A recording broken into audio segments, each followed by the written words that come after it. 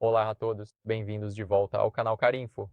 No vídeo de hoje vou mostrar como ativar ou desativar o Hello MG no seu carro MG.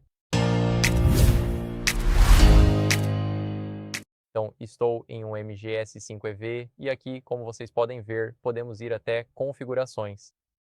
Agora, uma vez que entramos nas configurações, o que vamos fazer é ir até voz. E em voz temos o Hello MG como segunda opção.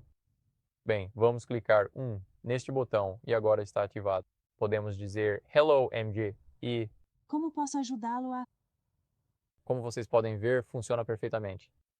Então eu só queria desativá-lo porque não quero que ele me interrompa. Mas como vocês podem ver, tudo funciona. Então é isso.